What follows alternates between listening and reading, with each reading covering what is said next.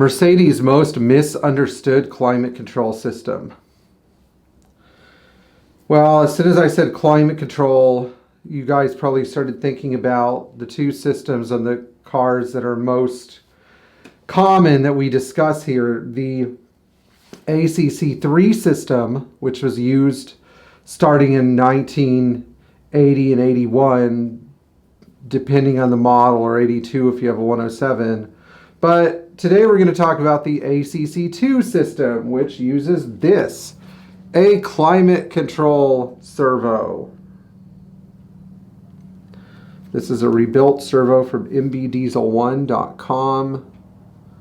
And let's just say that they work really well. Kind of eliminated my need to search for NOS servos, which I was having to do for a long time. And then I've got my little buddy here, the climate control amplifier.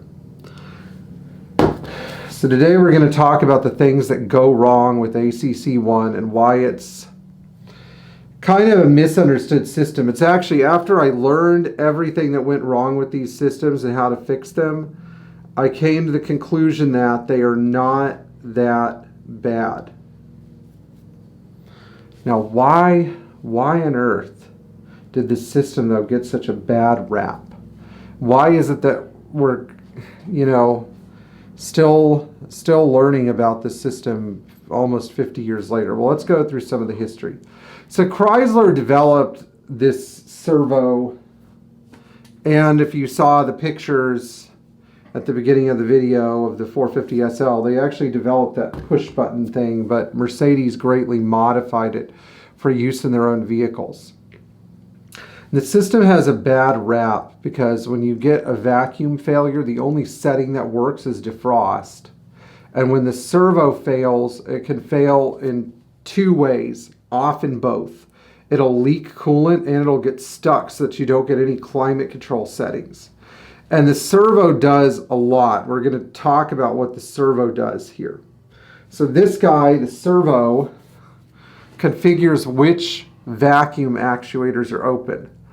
It configures whether your defrost is closed and your center vent is open, whether your recirculation is on 50% or 80% or 100%. It determines if the floor vents are open. It does quite a bit of work, but the main thing that it's responsible for is opening and closing the center vent actuator. Now, the servo also had a problem where the potentiometer inside it would get corroded and boogered up, and then it doesn't activate the highest fan speed. Now, what does that mean? It means that when you need your fan to go on the highest speed to cool you down, you just get 75% instead of 100%, which can get really annoying. But make no mistake, the system was not as poorly designed and stupidly thought out as most people think it is. So let's go through the problems you could have with ACC1 and how to fix them. And then we'll talk about my subjective experience with the system, because I have two cars with that system. Number one problem, vacuum issues, as in vacuum leaks and poor vacuum distribution. Where do vacuum leaks occur on these systems? Well, the first place you should always check for vacuum leaks are the actuators themselves. If you have a leaking center vent or defrost actuator or recirculation actuator, you need to find the vacuum lines for them. For the center vent, it's a very obvious white line, and see if the actuators hold vacuum. You can turn the ignition on and run the system using the defrost and then apply vacuum to the individual circuits. Purple is defrost, white is center vent. I can't remember what recirculate is, but I'm sure that if you're using the factory service manual, you can figure it out. There's also a lot of information on some of the forums like Bin's World. But anyway, I digress. If you have leaking actuators, the big downside is that you have to pull the dashboards on 123 and 116 cars, which are the two cars that predominantly had these. Now on the 123, I guess you don't necessarily have to pull the dashboard. It's just very hard to get to the center vent actuator, which I can do. It's just annoying because on those cars, instead of clipping the actuator arm to the vent with a little plastic clip, no, they used a metal rivet and a metal star washer. Like, I look at that, I'm like, what were you guys thinking? Like, did you think this is never going to break? Same thing with the defrost. So it becomes a real pain to get to these. Sometimes I look at it, I just go, man, your dashboard pulling skills need work. Now, if you're dealing with a 107, usually the defrost actuator goes, and most people with 107s, I'm not saying all of them, but most of them would rather just have us permanently affix their center vent actuator open and then just have vacuum on and off to the defrost. Why? Because some people would actually like heat out of the center vents. But when you select center, you know, the vents just close like they're supposed to for the defrost, and you get even more air out of the center. But if you're not one of these people and you have a 107 with the system, or really any 107 with the bad center vent actuator, time to pull the dash and the evaporator case, because there's no other way to get to it. Now, you know why so many of my customers would prefer just to, you know, affix it open. I think for the cosmetic good of the car, like the risk of damaging something, it's better just to pin it open. So on that leaves us with the 116. Well, on the 116, nothing is really accessible. I've rebuilt a recirculation actuator on a 116, which is a two-phase actuator, and a defrost actuator by going through the center vents. I did it once. I don't ever want to do it again. It was on my buddy Joe Naselli's car, and it just cut my hands up so badly. It took me like 5 hours. It was just horrible. Horrible, horrible, horrible job. Much easier to pull dashboard. Even though it takes 2 days, at least you don't have like a bloody rag on your hand when you go home at the end of the day. And the main reason is this, because the center vent actuator for the 116 is buried behind the defroster ducts, which can't be removed with the dashboard in place. I mean, they buried it, and then they went back and did it again on the 124, which is a whole other video. But they buried it. Why? Why did they do this? Again, Mercedes thought this stuff was never going to fail, and everybody lived in like a 70-degree climate where rubber lasts forever. You know, where the car will rust away before the rubber's bad. But that's not the case. So we end up pulling a lot of dashboards on 116s and a lot of dashboards on 123s for other things, you know, like getting them redone or replacing them. So the important thing here to remember is this. You have to make sure the actuators are good before you start blaming everything else. Now let's go to the servo and the vacuum lines themselves. If your servo is making the little clock sound where it just goes, wait, how does it go? I can't even do it. The reflex in my lip isn't working.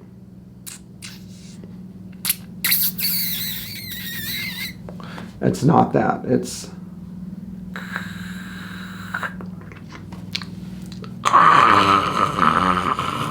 I can't. The little servo parking sound when you shut the ignition off. If it's not making that sound and you check the fuse, then either your servo's stuck or this guy, your amplifier, is not working. We'll talk about the amplifier in a second. But the servo has a tendency to seize.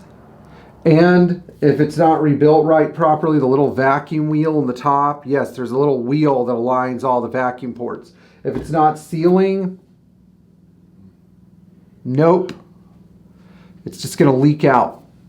You know, we've had servos do this before. They can also leak at this lockout port in the bottom. I had a 6.9 once in the shop, and I bridged those two lines because this thing was leaking. Everything started to work again. So that thing can leak on the servo as well. So it's very important that this lockout switch isn't leaking. It's very important that the internals of the servo are not leaking. There's another aspect to this too. Two other things can leak. The push button unit itself, which also channels vacuum and has a vacuum plug on the back. Both the plug and the push button unit can leak. Let me say it again. The push button controller can leak, and it does happen, okay? The vacuum lines from ingesting coolant or engine fuel vapors that are pulled through the manifold can also get brittle and leak. Now there are two more things that we have to be cognizant of. The first one is that this amplifier, if you can see there's a little brown in the back of the amplifier, as the servos start to get corroded inside, the amplifier has to really force the electrical signal through. So the joints can get really hot. It doesn't mean the amplifier is trash, but they often need to be resoldered at least. I prefer to send these to cruisecontrolrepair.com. Chris repairs them. He does a great job. He replaces everything on the board with some modern, better stuff. And remember, those amplifiers were not, you know, they were early solid-state electronics from the 70s. So there's probably some better stuff available today. Now, the last thing we're going to talk about is the cabin temperature sensor. If the cabin temperature sensor is the wrong one, or it's not connected right, or if it's broken, nothing will work, or it'll barely work. You'll get a wispy fan speed. You won't get the right temperature adjustment. So it's imperative that the cabin temperature sensor is not broken or damaged. That's the little grill inside the center of the dash on a 107 or on a 116. It's located in the right speaker vent on a 123. So they hit it. There's a little cutout in the vent where there's a slightly different shaped grill. That's it. You can interchange the 107 and the 116 ones, but the 123 one is not interchangeable. The fact it's not interchangeable is really, really odd. Auxiliary water pumps can also fail and get stuck, so you want to make sure it's not stuck. And then last, you need to make sure your vacuum is in order under the hood. Your servo fuse is good, which is a separate little sand fuse and a green and red wire. Actually, maybe it's just a red wire. It's in the fuse box on a 116. It's above the fuse panel on a 107. And on a 123, I think it's under that little cover that the fan relay and AC clutch relay are underneath in the engine compartment. So you have to make sure that all that stuff is good.